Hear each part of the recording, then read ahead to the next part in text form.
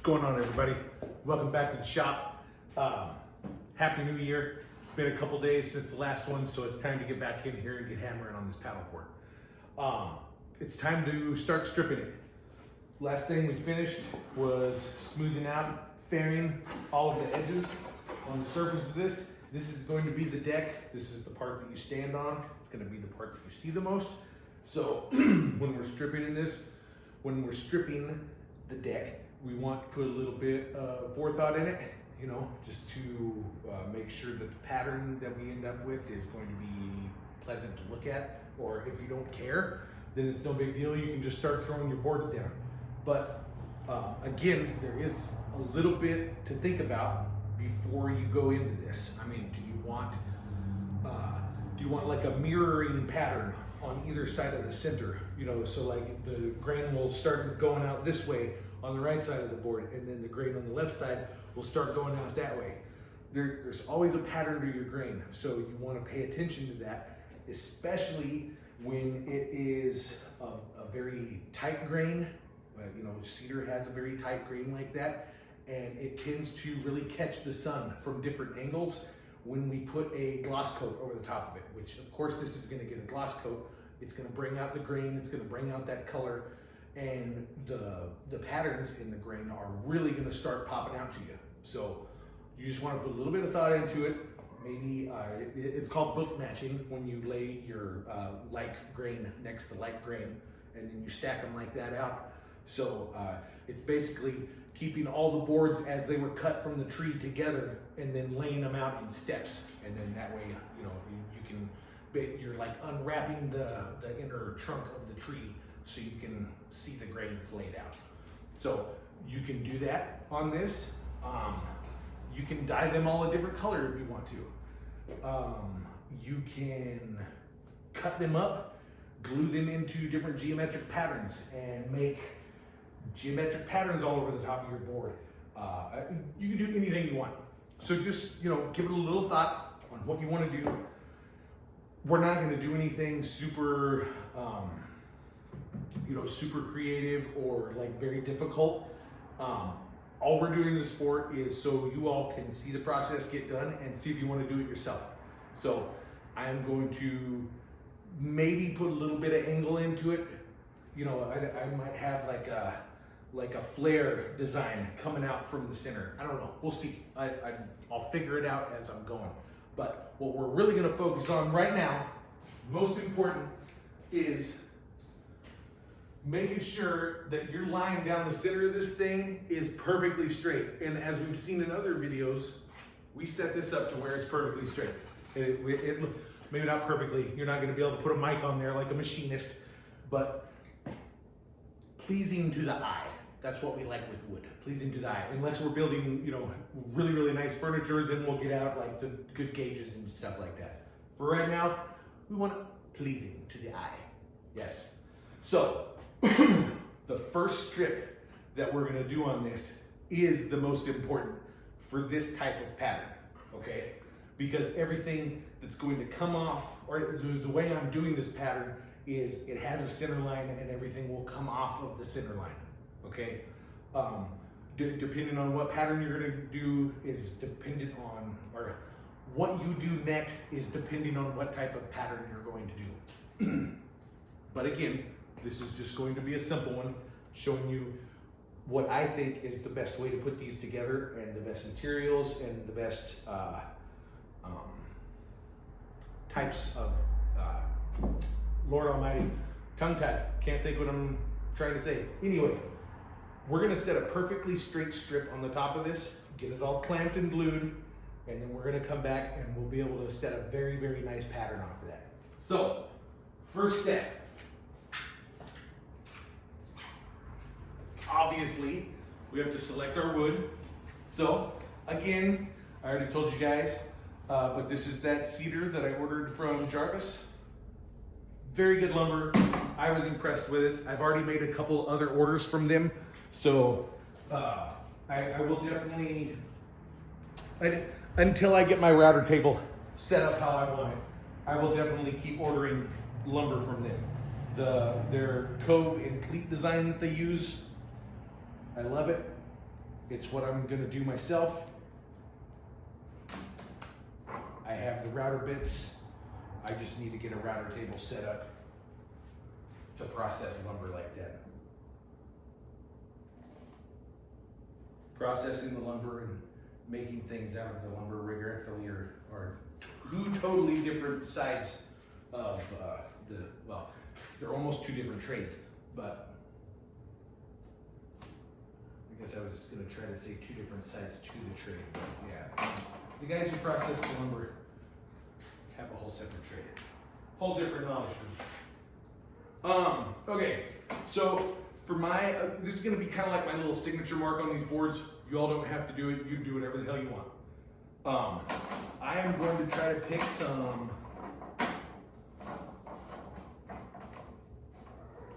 fairly dark pieces out of this, because my center strip, we are going to dye black. I want a jet black center going down the deck of the board. I think that's gonna look super cool. So I'm just picking out the two darker pieces because I'm gonna use the lighter stuff for my pattern later on. These strips are 3/8 of an inch wide. You know, if you did the whole paddle board in this, it would look super sweet because you're gonna have those little tiny strips, and as anybody that works with wood knows, the tinier strips, the more delicate the work, the better, well, not always, but the better looking it is when it's done, when you have finer details like that. So you could do the same with this and do 3/8 of an inch the whole way across the top. We're gonna do a mix. I ordered 3/8 wide. They're all gonna be, what are these? 1/4 inch thick, I think, somewhere in there. But anyway, they're all gonna be the same thickness, so you can use all the different widths together when you're gluing up. You don't have to worry about that. But I got 3/8 of an inch wide, 13/16 wide, and some 1.5 inch wide.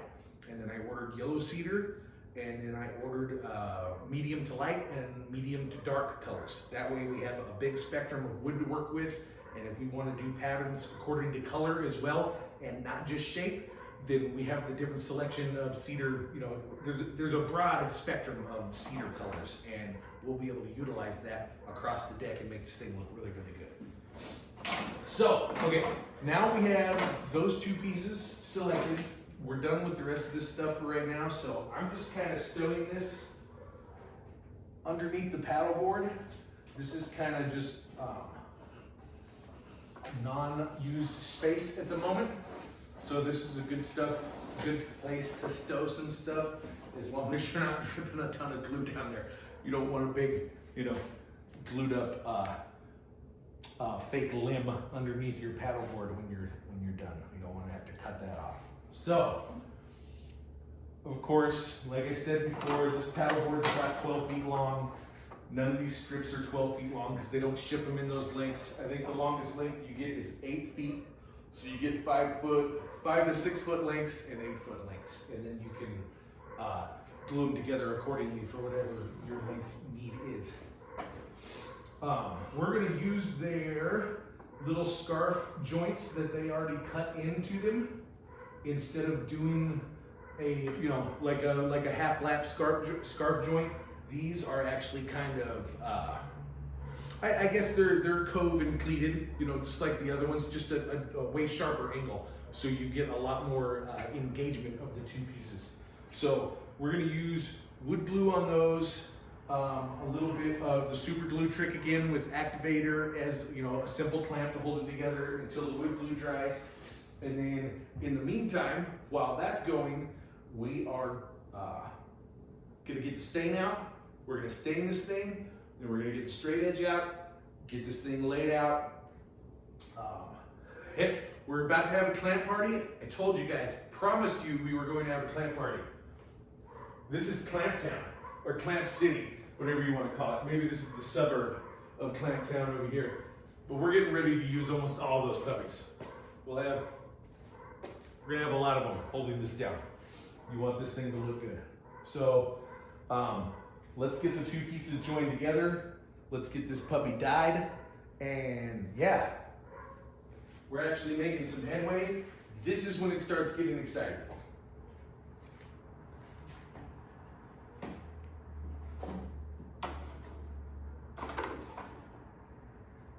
clean the joint up a little bit, you know. Just grab the little fuzzies off of there, clean it out. You may have to touch it up with an X-Acto knife or a razor blade or something. This one isn't too bad. Should go right together. I'm gonna see if I can't get the glue down in the tip. You know, kind of like, I'll explain to you what I'm doing so you can see, because it's over here and it's tiny, and you're way over there. So where the two pieces of wood to go together is literally just like this. This is what it looks like. I'm gonna try to get that super glue down here in the tip, so I can use these two surfaces right here for wood glue, okay? And then that way, when the tip goes all the way in, just the tip is getting held with super glue, and then that way, the rest of the surface is actually covered with the strong wood glue. This isn't gonna be, well, it's not necessary, well, I shouldn't say that. Just cut that out, we'll go with it. I was gonna say that this isn't like a very structural glue up right here. It is, but at the same time, we're gonna be fiberglassing over the top of this. We want a good glue joint right here that's never going to come apart. But at the same time, like I said, it's gonna be right in over the spine. It's not gonna be super weight bearing. So having that little bit of the CA glue and activator in there, it's not gonna mess with the wood glue. It should be just fine. It should be just fine. Don't overthink it. Okay, again, if I used like a little pick or something, I would be able to work the glue down into the tip of this a little easier. I'm just gonna dab it in there. And the glue's pretty thin. It's gonna run in and fill that void by itself. So, it is definitely gonna run in there and fill it. Okay, and then, like I said, we just cover the rest of that little joint with some wooded glue, right there, and right there, and right there. Yes.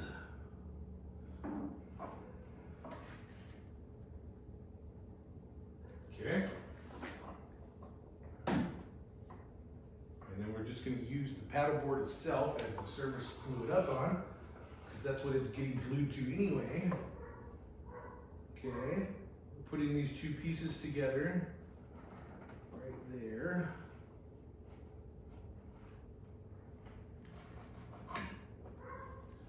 Shoot some accelerator on it.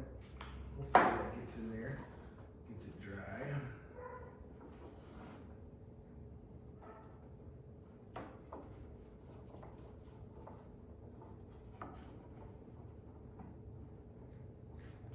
Make sure that guy's kind of straight at the moment. We don't want it gluing up, super crooked.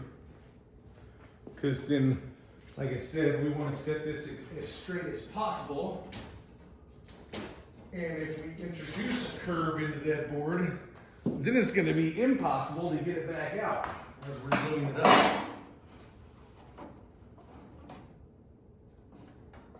Okay. I'm just using that ruler right here as like a straight edge, to keep it nice and straight for the moment. We're going to use some clamps. Here we go. We're already starting with the clamps. You think I'm joking? We're going to use so many of these things.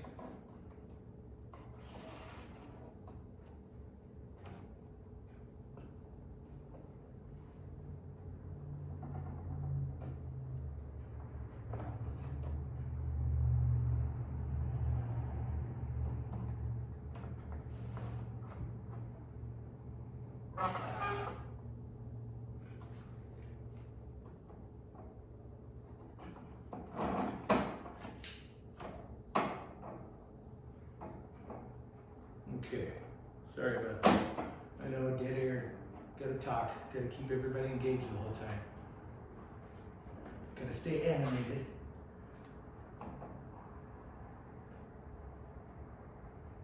Okay, I'm kind of digging that. I think that's gonna be all right. This is gonna have to do for a minute.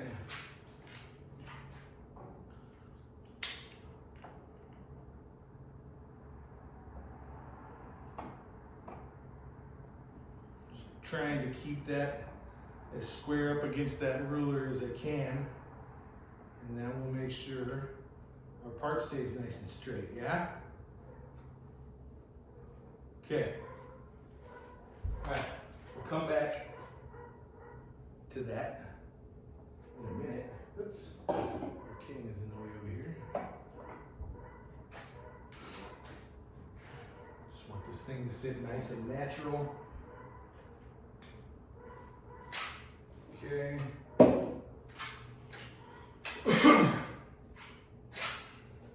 You remember from the last video, we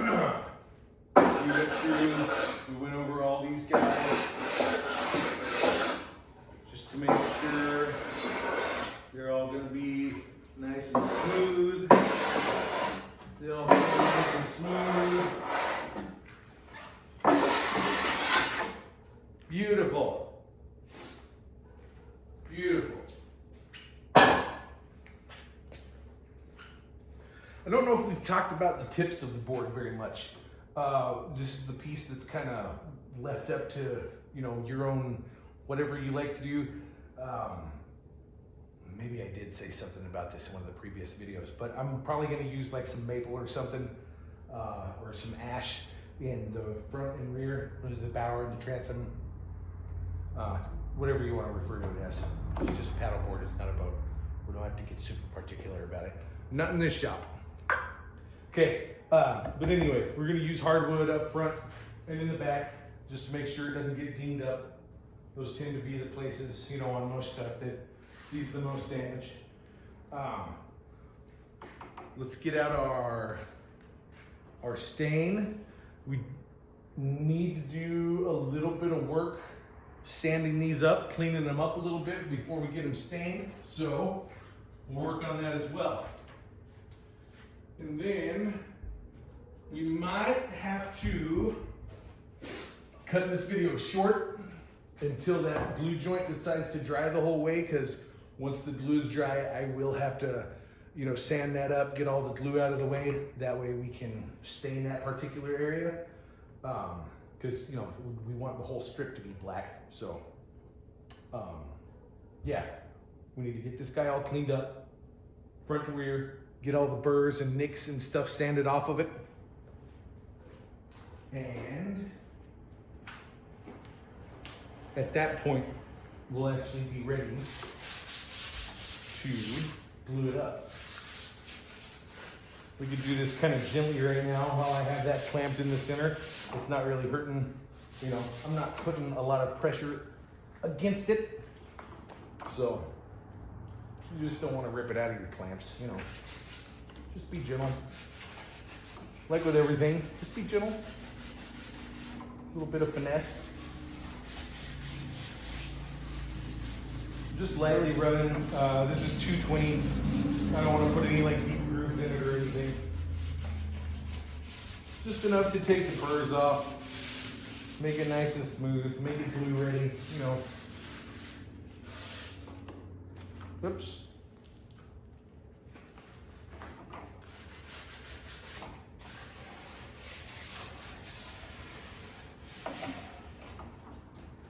Okay, it's not looking too bad. Hopefully we'll get lucky and I don't have to cut this video short, and we can just go straight to staining this thing and gluing it up. I would like for it to all be one video. That would be better. Be easier to watch that way. But let's try to get this dude cleaned up as good as we can, like this right now.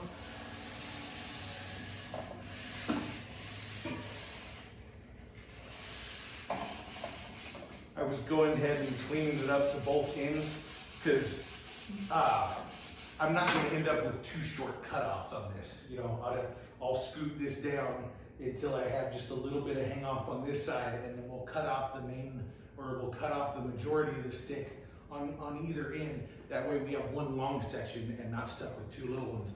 And then that way we'll be able to better use our scrap. Once you get out here to the sides, your pieces are going to start, you know, the length of your pieces is going to start shortening up quite a bit. So save and try to maximize the amount of scrap that you get out of your boards, and you'll be able to use it later.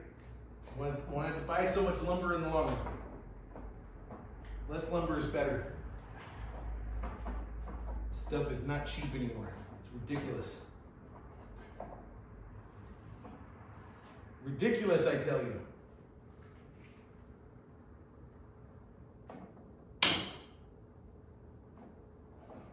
Looks like our CA and activator worked right there. So guess what? We're gonna be able to get to do all this right now. Video might run a little longer than normal, but that's okay. I've been trying to keep them around a half an hour. If we hit 40 minutes on this one, no big deal. Stick in there with me, guys. We're gonna get this done. It's gonna be a lot of fun. We're making stuff. It's always a good time. Sanding the glue off of this joint right here. We don't want to see that.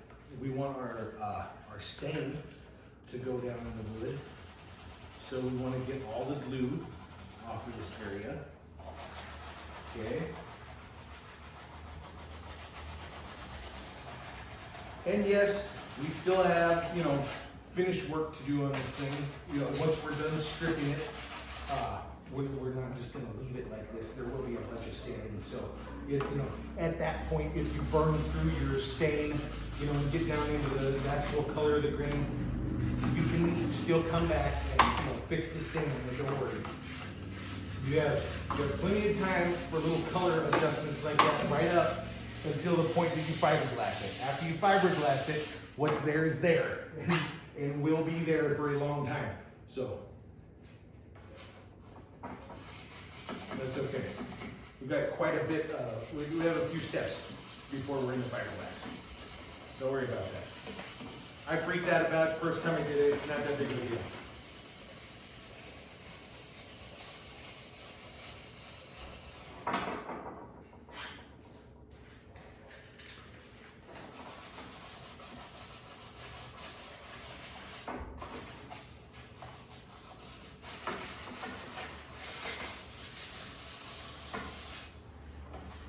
Okay, this is doing pretty well. I haven't stuck any splinters in my fingers yet. That's pretty surprising. This stuff does have a lot of splinters, little jagged edges, so just watch out if you're, you know, opposed to having splinters in your little finners.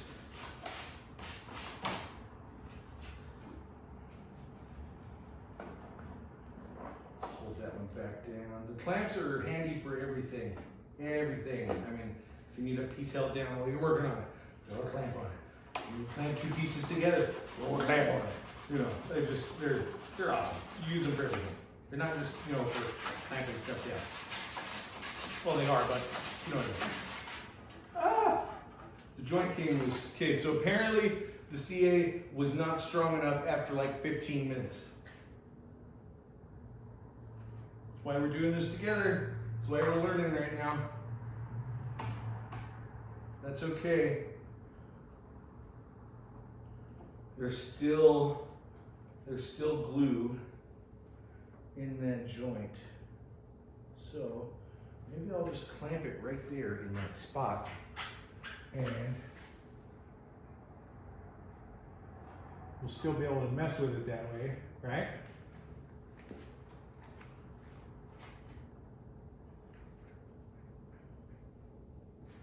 Yeah, just clamp it right there. That's a good idea.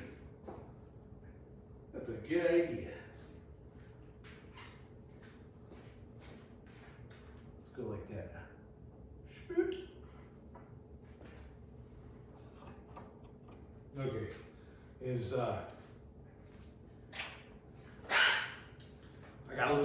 ahead of myself, and I thought that was going to be enough. It was not.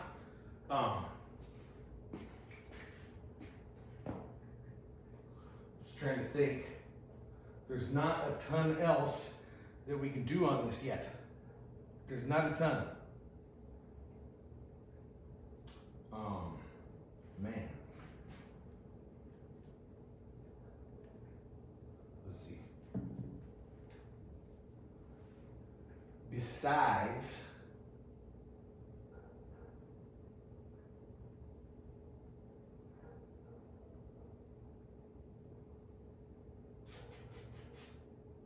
yeah, that's a bummer. There's other things that we could do right now, but they wouldn't include the paddleboard, and this is paddleboard video, so I'm sorry. Let's go ahead and cut this short. We got our wood selected, we got it glued together. You got the process. We'll come back. We're gonna do the glue up and maybe throw some more strips on. I apologize, guys. Sorry to leave you with a short one, but hey, I'm glad we're all back here. 2025 is gonna be a new cool year to do new cool shit. So let's get out there and build some stuff, all right? If y'all don't mind, follow, like, and subscribe, whatever. If you don't want to, just come back and watch the videos. We're gonna have a good time. Thank you all. Have a good evening.